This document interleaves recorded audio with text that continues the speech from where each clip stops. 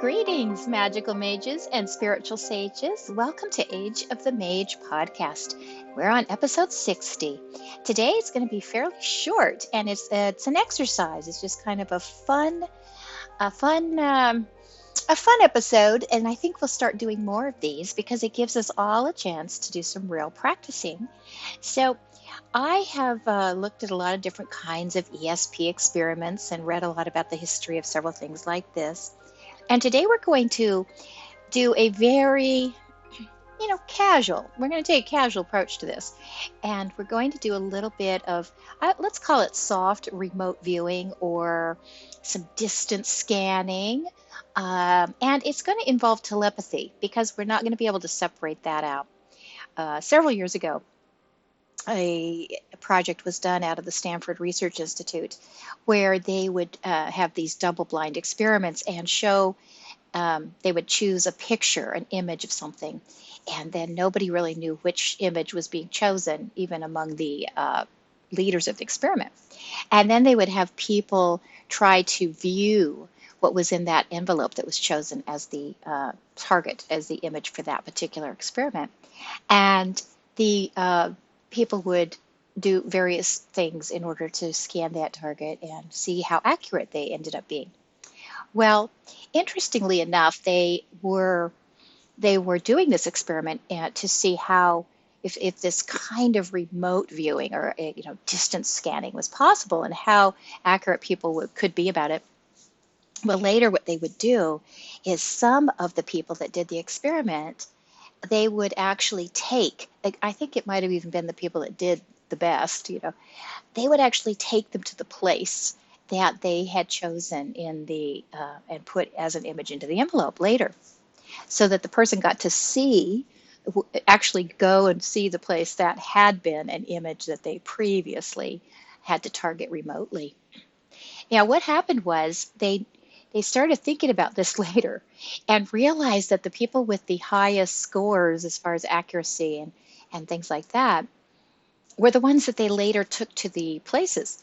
And they had to start asking themselves, oh dear, did we mess up this experiment? Because was this introduces the element of precognition. In other words, those people that they later took to the places had the added advantage of going there in their own futures, and that this ability to go see something in their own future might have influenced back in time.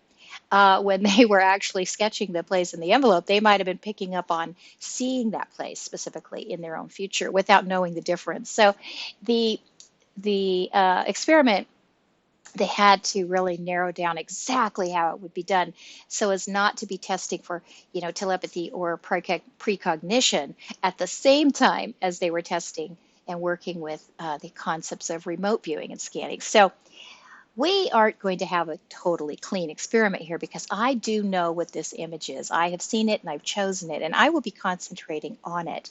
So for those of you that decide to take part in this and just have some fun with it, you will also be getting the advantage of telepathy.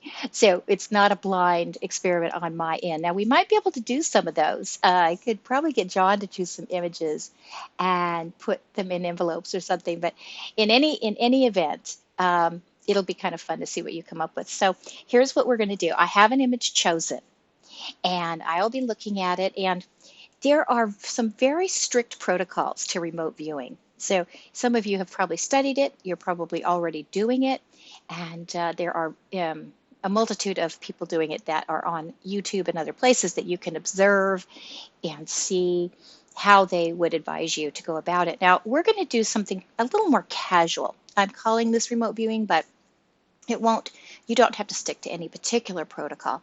Remote viewers like to have people stay out of their intuition as much as possible and just kind of get initial impressions as quickly as they come and jot those down and kind of sketch them. So I'm saying that anything is fine. Go for this, however you feel most comfortable. But one thing that that people who train in remote viewing suggest is that you get a piece of paper out when you decide you're going to do this and give it a few minutes and just let yourself have some freedom. If you want to sketch and you feel like there's a shape you want to sketch, do it. If there's an element that you feel is around the area, jot that word down, jot the key word down. If you get colors in your mind, jot those down. Just take these kind of random notes as they come into your brain about the spot, about the image that I've chosen. And then if any of you get even more details, please add those.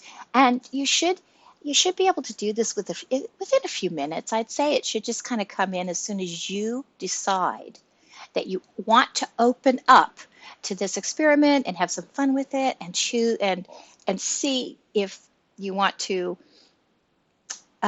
just explore this idea of scanning something from a distance.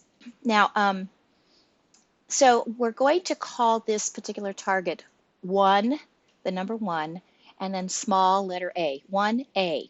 So if you hear this video and it's not current, like you're hearing it a few weeks from now or something, you can still do this experiment. This will always be a target that exists, and it will be in an envelope on its own under 1A.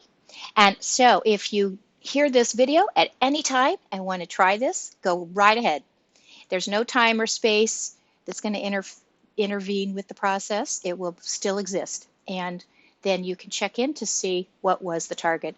And I will post the picture for all of you, as well as describe it for you. So you can just have some fun with this and start experimenting and start exploring this possibility that may lie within you. I think we all can do this. I think it is actually very surprising how much we can do that we do not yet realize we can do. And this can come in so handy, right? This is kind of fun. And so I know many of you have probably studied the history of remote viewing, and that it has been one of the paranormal sciences that's been respected and actually been used by the military and various governments and things. So yes, they would be sticking to much tighter protocol than we're going to, but it is something that can be developed in most people. So I think it's a fun way to start, and it puts us into it gives us a little bit of magic for the day. It puts us in this framework like, okay, I'm stretching some muscles. And it doesn't matter if you are just as far off as possible. That's okay. Who cares, really? We don't care. So it's just a matter of having a fun thing to do. And we're going to toss these in from time to time in the podcast. And I hope you'll enjoy it. So I will be signing off for now. You know what to do. If you want to experiment with this, go for it. Just take a few minutes anytime. And so I would have a piece of paper out. I would jot all your images down. I'd be willing to sketch if that's something that comes to you.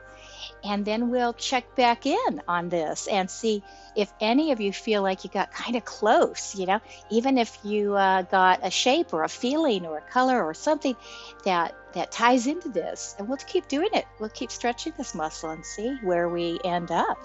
So I hope you'll enjoy, and I will be back with the answer to this in a couple podcasts, of course. So have some fun with it. And I will say goodbye for now.